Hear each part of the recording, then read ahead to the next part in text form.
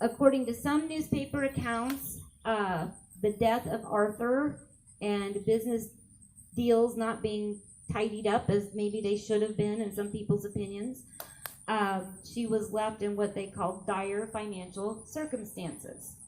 So at some point, we know that Nellie moved in here to the house and was here living with C.H.'s widow, Rose.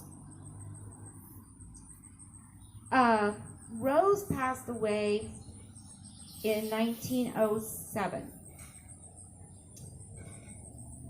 And when she passed away, then the house was completely under the oversight of Vespasian Warner.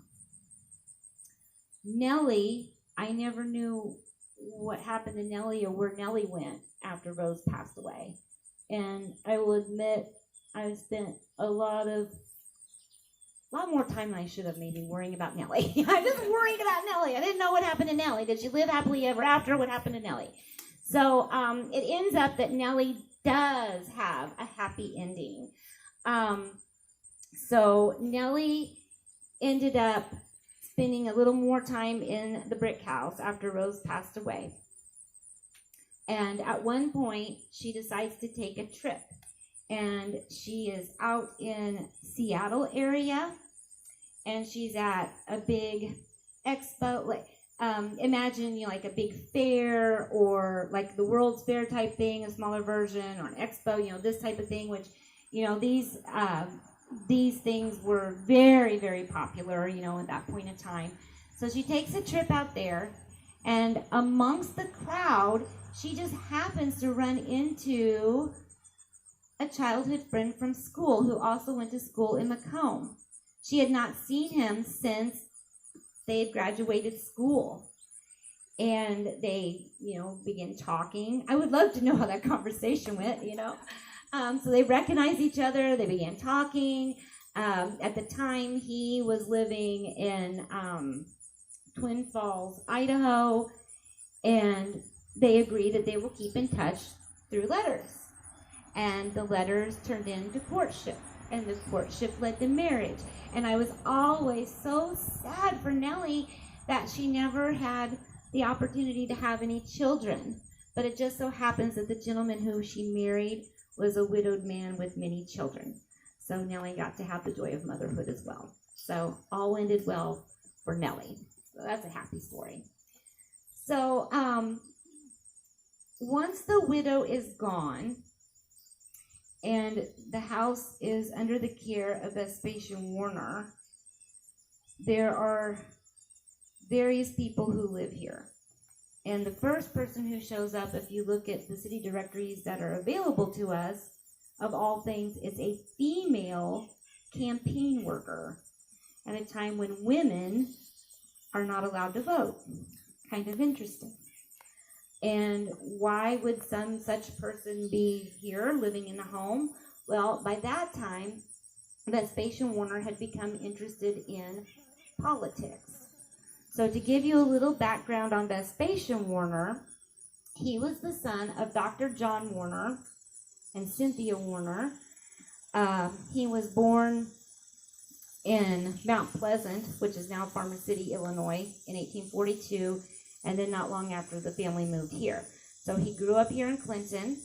He began studying law, but then the Civil War broke out, and he decided he'd take adventure over a law office. So went off to fight the war.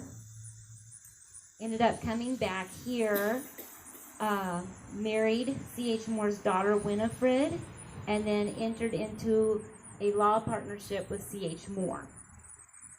When Mr. Moore passed away in 1901, that made the son Arthur Moore and Vespasian Warner co-executors of the trust.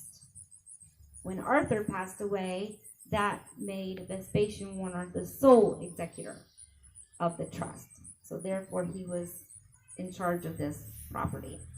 So for a little while, we know that there was a female campaign manager who lived here. Then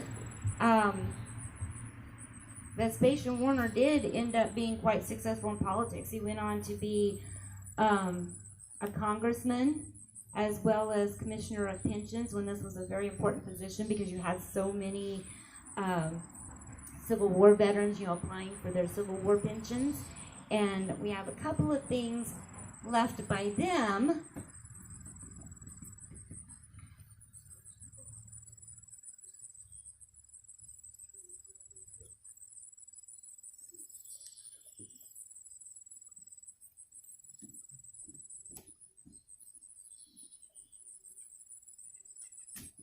So these books would have belonged to Vespasian Warner. And most of the books that were in the library originally are now at the Vespasian Warner Public Library.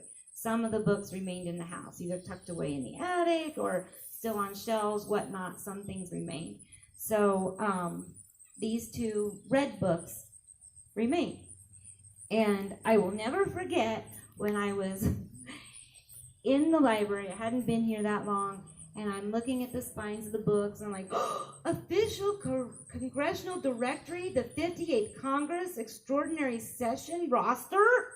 I'm like, that might not excite too many people, but I thought, maybe Vespasian is listed in here. That seems like the right time. Oh my gosh, maybe he's listed in this book. And I pull it down from the shelf, and I realize in gold gilt in the bottom it says, V. Warner. So it's like, oh, this was his book. This was his book. So that probably explains how the book, ended up being here. So we have two of these that belong to Vespasian, the red covers. But here again, sometimes it's kind of interesting how things find their way back to this house.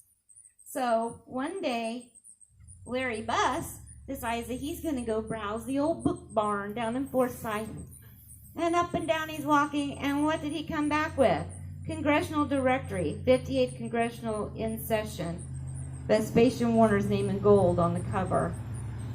What'd you pay for that, Larry? What'd that set you back? Probably about $50. About $50, but a great addition to our collection. So we're very happy that this found its way back home. And then we also have something very precious, left by Vespasian's wife. His wife, her name was Minnie Bishop. He actually grew up in that White House that we've been talking about. She was one of Kate Bishop's daughters. And so she was the second wife. She was younger than Vespasian. She was a school teacher. Her sister was actually married to one of Vespasian's sons. So father and son married sisters. And side note, kind of a neat story of how they were married too. He had been spending time in D.C. taking care of his obligations, but nobody knew that the two of them had been courting. And so Minnie was living under her parents' roof in that house there on the corner, and she secretively took a trip to Chicago to purchase her wedding dress, came back. This was around Christmas time, and he came back on the train, and the next morning they were married in the living room in front of the fireplace.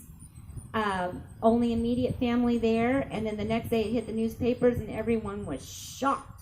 But they had already left town. They'd gotten on the train and headed to Chicago for their honeymoon. So kind of a neat story of how those two ended up. So anyway, what we have left behind by Minnie is this beautiful cameo. I know you can't see it well